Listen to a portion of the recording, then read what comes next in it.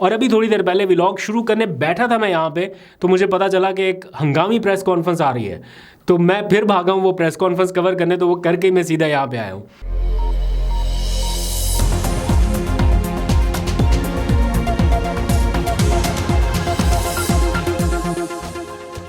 बिस्मिल्लाहिर्रहमानिर्रहीम, अस्सलाम वालेकुम। पाकिस्तान और दुनिया भर में देखने और सुनने वालों को अब्दुल कादिर का सलाम। मुल्की सियासत के फैसला कुन एक माह का काउंटडाउन शुरू हो चुका। अब इलेक्शन में सिर्फ 29 रोज़ बाकी रह गए हैं, लेकिन इन 29 दिनों में आपको बहुत ही दिलचस्प और अजीबोगरीब चीज़ें या हैपनिंग्स देखने को मिलेंगी। कुछ चीज़ें तो मैं अभी ऑब्जर्व करके आ रहा हूँ और मैंने ऐसी चीज़ें शायद पहले नहीं देखी। अभी कुछ ही देर में आपके सामने रखूँगा कुछ हकायक, और जो अभी इस वक्त मैं विटनेस करके अभी लेटेस्ट ये चंद लम्हात पहले की बात है कि मैंने आगे व्लॉग रिकॉर्ड करना शुरू किया, आपके सामने रखूँगा। इसके साथ साथ दो अहम तरीन फैसले इसी मुल्की सियासत से जुड़े कल आने जा रहे हैं, जो कि ज़्यादातर पाकिस्तान तहरीक इंसाफ की सियासत से जुड़े हैं। दो फैसले, एक इमरान खान के इलेक्शन में हिस्सा लेने के हवाले से और दूसरा ऑब्वियसली बल्ले के निशान के हवाले से। आज 5-5.5 घंटे तक समाअत हुई, क्या कुछ हुआ उसमें और क्या इम्कानात हैं कल, वो भी आपको बताने हैं। और फिर इमरान खान की जमानतें मुस्तरद हो गई हैं, फर्द जुर्म आयद हो गई है, गवाहों की फहरिस्त भी आ गई है तोशाखाना केस में और 190 मिलियन पाउंड केस में। तो अब क्या होगा इस मामले पर बहुत सारे लोग सवाल पूछ रहे हैं, तो थोड़ी सी क्लैरिटी उसमें भी कर दूंगा। और साथ ही इमरान खान साहब अब चूँकि गिरफ्तार हो गए 9 मई के वाक़यात के हवाले से, तो 12 मुकदमात में तफ्तीश आगे बढ़ने जा रही है। तो ये पूरी टाइमलाइन कुछ ही देर में डिस्कस करते हैं, लेकिन पहले जो मैंने आपको रेफरेंस दिया कि दिलचस्प चीज़ें जो हो रही हैं उसके ऊपर बात करते हैं। अमूमन हमने देखा कि जब पार्टी टिकटों की तकसीम होती है इलेक्शन के वक्त, तो बहुत सारे लोग गिला शिकवा करते हैं कि टिकटों की तकसीम ठीक नहीं हुई या इसमें कोई गड़बड़ है, तो पार्टी चेयरमैन तक शिकायत पहुंचाई जाती हैं। मैं पीटीआई के हवाले से बात कर रहा हूं क्योंकि मैं ज़्यादा उसी को कवर करता रहा हूं। तो जो मैं अब तक ये कोई 8-9 सालों में या 10 सालों में जो मैंने रिपोर्ट किया है, वो उस बेस पे मैं अपना एक्सपीरियंस शेयर कर रहा हूँ कि अमूमन ऐसा होता है, इमरान खान साहब रिव्यू भी करते हैं उन टिकटों को और उसके बाद जाके फाइनल डिसीजन होता है। लेकिन इस वक्त जब पार्टी के ऊपर एक मुश्किल वक्त है और ऐसे में कुछ लोग अगर ये कहें कि टिकटों की तकसीम मुनसिफाना नहीं हो रही, वो भी उस वक्त जब टिकटें अभी तकसीम ही नहीं हुई, अभी टिकटों का फैसला होना बाकी है। लेकिन उससे पहले पाकिस्तान तहरीक इंसाफ के मरकज़ी दफ्तर में आज दिन के वक्त भी और शाम के वक्त भी ये पार्टी कारकुनान का एहतजाज हुआ कि जनाब टिकटें तकसीम नहीं हुई। पार्टी के जो चेयरमैन है बैरिस्टर गोहर, उनकी प्रेस कॉन्फ्रेंस बराह रास्त नशर नहीं होती, लेकिन चंद कारकुनान का जो एहतजाज था वो टीवी चैनल्स की जीनत बना हुआ था, नशर हुआ। चले खैर, ये भी एक चीज़ साइड पर रख देते हैं। लेकिन अब से थोड़ी देर पहले जो सबसे इंटरेस्टिंग बात हुई वो ये कि इन कारकुनान ने, जो कि पार्टी के टिकटों की तकसीम के मामले पर नाराज़ नज़र आए या उनका ये मौक़िफ़ है कि मुनसिफाना तकसीम नहीं हो रही, उन्होंने ये डिसीजन एक तरह से अपने हाथ में लेके ख़ुद से टिकटों की तकसीम का ऐलान कर दिया। मीडिया पे आके प्रेस कॉन्फ्रेंस की और कहा कि हम टिकटों का फ़ैसला करेंगे, हमने लोगों के इंटरव्यूज़ कर लिए हैं और हम टिकटें जारी कर रहे हैं। और इससे भी दिलचस्प बात यह कि उन्होंने, कारकुनान ने, पार्टी चेयरमैन को भी टिकट अलॉट कर दिया। बैरिस्टर गोहर को अब से थोड़ी देर पहले NA-10 है गालबन, if I am not wrong, उधर टिकट अलॉट कर दिया कि जनाब बैरिस्टर गोहर जो है वो यहाँ से इलेक्शन लड़ेंगे। ये फैसला बैरिस्टर गोहर बतौर पार्टी चेयरमैन नहीं कर रहे, ये वो कारकुनान कर रहे हैं। तो बड़ी दिलचस्प या अजीब सी चीज़ है। और फिर उन्होंने ये भी कहा कि अगर पार्टी क़यादत को इस मामले पर कोई एतराज़ है तो वो हमसे बैठे और हमसे बातचीत करे, इस मसले का कोई हल निकालते। और बज़ाहिर वो ये कह रहे हैं कि हम नहीं चाहते कि इमरान खान साहब को कोई नुकसान हो या टिकट जो है वो मेरिट पर तकसीम ना हो, इसलिए हम इमरान बचाओ मुहिम शुरू कर रहे हैं। और ये उसी मुहिम के नतीजे में टिकटों की तकसीम शुरू हुई। तो ये दिन के वक्त भी प्रेस कॉन्फ्रेंस हुई और अभी थोड़ी देर पहले व्लॉग शुरू करने बैठा था मैं यहाँ पे, तो मुझे पता चला कि एक हंगामी प्रेस कॉन्फ्रेंस आ रही है। तो मैं फिर भागा हूँ वो प्रेस कॉन्फ्रेंस कवर करने, तो वो करके मैं सीधा यहाँ पे आया हूँ। तो वो प्रेस कॉन्फ्रेंस भी इन्हीं कारकुनान की थी। तो अगर तो इनका गिला और शिकवा जायज़ है तो पार्टी क़यादत को सुनना चाहिए। लेकिन मेरा ख्याल है इट्स टू अर्ली कि पार्टी क़यादत ने अभी टिकट्स डिसाइड नहीं किए, अभी ऐलान नहीं किया।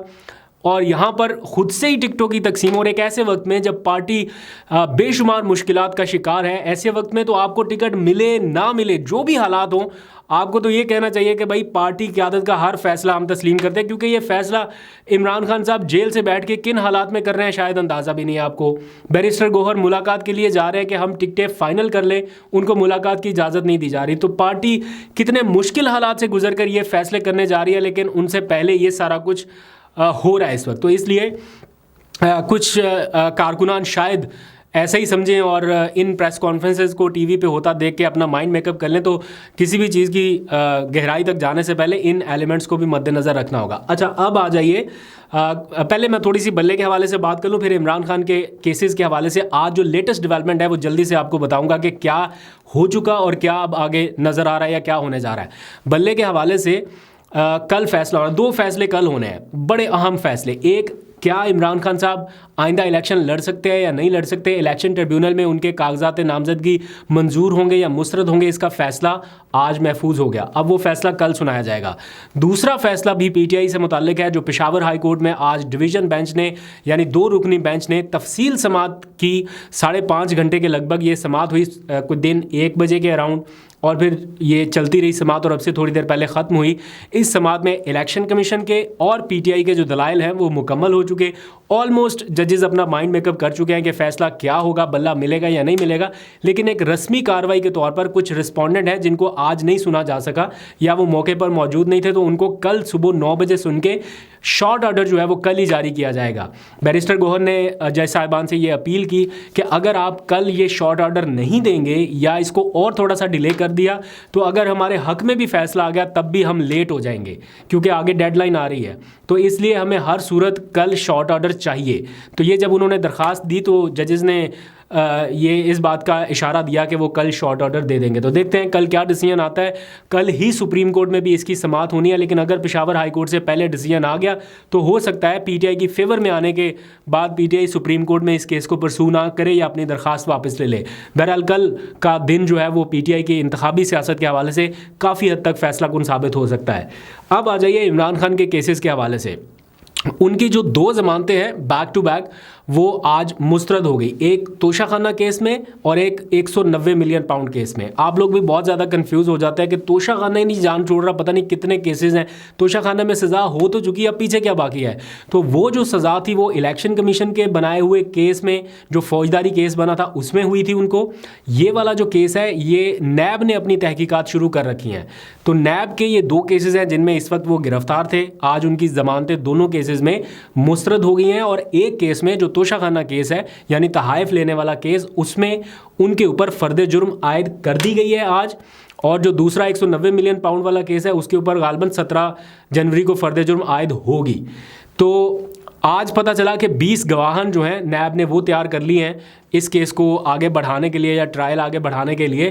तो इसमें उनके जो मिलिट्री सेक्रेटरी हैं, इमरान खान साहब के जो थे मिलिट्री सेक्रेटरी, वो प्लस डिप्टी मिलिट्री सेक्रेटरी भी गवाहान की फहरिस्त में शामिल हैं। फिर वो तहाइफ के जो एवेल्यूएशन करने वाले लोग हैं, जो कीमत का तयन करते हैं, वो लोग भी शामिल हैं। और इल्ज़ाम ये है कि इमरान खान साहब ने कोई 108 गैर मुल्की तोहफे जो उनको मिले उनमें से 54 तोहफे जो है 54 वो अपने पास रख लिए। तो ये इल्ज़ाम है और ये बताया गया है कि कम कीमत लगवा के या कम कीमत अदा करके वो तोहफे अपने पास रखें। ये इस वक्त की सिचुएशन है।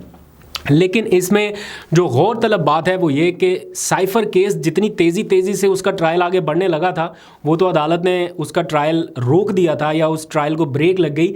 तो उसके बाद अब इस केस में ये जो तोशाखाना केस है नैब का, इसमें पहिए लग गए हैं। और जो इन सारे मामलात को कवर करने वाले रिपोर्टर हैं साकिब बशीर, वो अपनी ट्वीट में ये लिखते हैं कि तोशाखाना केस को पहिए लग चुके हैं। 2-2 दिन के बाद अब तारीखें मुकर्रर हो रही हैं, यानी कोई हफ्ता 10 दिन की भी नहीं, हर दूसरे दिन अब तारीख मुकर्रर हो रही है। और जज साहब जो है एहतसाब अदालत के, वो बाकी तमाम केसेस छोड़ के इसी केस के पीछे हैं और इस केस को मंतकी अंजाम तक पहुंचाना चाहते हैं। जबकि जो बाकी केसेस हैं उनकी तरफ उनकी उस तरह से तवज्जो नहीं है। बल्कि फवाद चौधरी आज जब इसी केस में पहुंचे, अपने नैब के केस में जब पहुंचे, तो जज साहब थे ही नहीं। और पता चला कि जज साहब जो है वो अडयाला जेल गए हुए हैं इमरान खान खान साहब के केस की समाअत करने के लिए, तो फिर फवाद चौधरी का जो केस था वो ड्यूटी जज ने सुना। लेकिन उसूल ये है कि अगर जज साहब दस्तयाब हैं, छुट्टियों पर नहीं है, तो फिर ड्यूटी जज नहीं केस सुनते। लेकिन फवाद चौधरी के केस में वो पहुंचे हुए थे और पता चला कि जज साहब जो हैं वो अडयाला जेल गए हुए हैं। तो ये इस वक्त की सिचुएशन है। अच्छा, जाते जाते दो खबरें और। इलेक्शन कमीशन ने, आपको पता है, सर्वेज के ऊपर पाबंदी लगा दी। पैमरा ने नोटिस जारी कर दिए, टीवी चैनल्स को रोक दिया। आज जब लाहौर हाई कोर्ट में इसकी समाअत हुई इस फैसले के खिलाफ, तो इलेक्शन कमीशन के हुकाम ने बताया कि जनाब ये पाबंदी तो सिर्फ इलेक्शन डे की हद तक है, इलेक्शन दिन के कोई सर्वे नहीं जारी हो सकता, बाकी तो चलाएं। तो ये हालात है कि जब अदालत में गए तो कहा कि जनाब ये पाबंदी तो सिर्फ इलेक्शन डे की। हालांकि इलेक्शन कमीशन ने खुद तहरीरी तौर पर पैमरा को कहा कि जो चैनल अभी सर्वे नशर कर रहे हैं इनके खिलाफ कार्रवाई की जाए। ये लेटर आप देख रहे होंगे आपके सामने, ये इलेक्शन कमीशन नहीं लिखा। अगर ये पाबंदी सिर्फ इलेक्शन डे की हद तक थी तो फिर पहले नोटिस क्यों जारी करवा रहे टीवी चैनल्स को, क्यों पाबंदी लगा रहे? और प्लस इलेक्शन डे पे कौन सा सर्वे होता है? जो सर्वे होने हैं वो तो इलेक्शन डे से पहले होने, ताकि पता चल सके। इलेक्शन डे पे तो फैसला होता है जो आवाम ने करना है। खैर, ये इस वक्त की सिचुएशन है, बड़ी एम्बैरेसिंग सिचुएशन रही इलेक्शन कमीशन के हवाले से। अच्छा, फिर एक और वजाहत ये आई है इमरान खान साहब के इकोनॉमिस्ट आर्टिकल के हवाले से। कुछ लोग कह रहे हैं कि इमरान खान साहब ने ये आर्टिकल ख़ुद नहीं लिखा, कहीं पर छप रहा है कि ये आर्टिफिशियल इंटेलिजेंस के ज़रिए लिखवाया गया। तो आज उसकी बाज़ाब्ता वजाहत कर दी गई है और ये बताया गया है कि ये आर्टिकल जो है ये इमरान खान साहब ने ही लिखा है और आर्टिफिशियल इंटेलिजेंस की मदद लेने के हवाले से तमाम तर ख़बरें बेबुनियाद हैं। ये तहरीक इंसाफ का ऑफिशियल वर्जन है। दूसरी जाते जाते ख़बर ये कि उमर डार साहब आज बाजियाब हो गए। बड़ी अच्छी बात है, बाजियाब हो गए। जज साहब ने काफ़ी हद तक इस केस को आगे बढ़ाया। लेकिन मेरा ख्याल है कि आइन और कानून के मुताबिक अगर कोई शख्स गिरफ़्तार होता है तो उसको 24 घंटे के अंदर अंदर मजिस्ट्रेट के सामने पेश करना होता है। तो उनकी गिरफ्तारी से लेके अब तक उन्हें क्यों पेश नहीं किया गया, इसके ऊपर जवाब तलबी होनी चाहिए कि इसका ज़िम्मेदार कौन है और क्यों पेश नहीं किया जा सका। फिर आखिरी जाते जाते एक बोनस खबर ये, वो किसी ने कहा था कि जितने कागजात डेली मुस्तरद होते हैं या मंजूर होते हैं उनके बारे में ब्रेक डाउन दे दिया करे एट दी एंड। तो वो मैं जल्दी से आपको बता दूं कि आज कितने कागजात खारिज हुए हैं, कितने मंजूर हुए हैं और किसका फ़ैसला कल होना है। कल तो सबसे पहले इमरान खान साहब के कागजात के हवाले से फ़ैसला होना है जो कि महफूज किया गया है, वो पता चल जाएगा। फिर परवेज़ इलाही, मोनस इलाही और कैसरा इलाही, इनके तीनों के कागजात भी कल डिसाइड हो जाएंगे। आज जो कागजात खारिज हुए हैं उनमें मुराद सईद और फवाद चौधरी शामिल हैं। इन दोनों के कागजात खारिज हो चुके और जिनके मंजूर हुए हैं वो भी मैं बता देता हूँ। रेहाना डार, उस्मान डार की वालदा हैं, उन्होंने बड़ी फ़ाइट की है, क्या कमाल बहादुर खातून है, उनके कागजात मंजूर हुए। फिर नवाज शरीफ के, शहबाज शरीफ के, शहरियार अफरीदी के, शेर अफजल मरवत के और शानदाना गुलजार के कागजात भी मंजूर हो गए। तो ये आज के दिन की लेटेस्ट अपडेट थी, मैंने सोचा ब्रेकडाउन आपको दे दूँ। आप अपनी राय से ज़रूर आगाह कीजिए और अगर व्लॉग अच्छा लगा और बहुत सारी बातें समझ में आई हैं तो सब्सक्राइब का बटन प्रेस करके आपने उसका इजहार कर देना है, मेरे तक पहुंच जाएगा आपका सब्सक्राइब। बहुत शुक्रिया, अपना बहुत सा ख्याल रखिए। अल्लाह हाफ़िज़।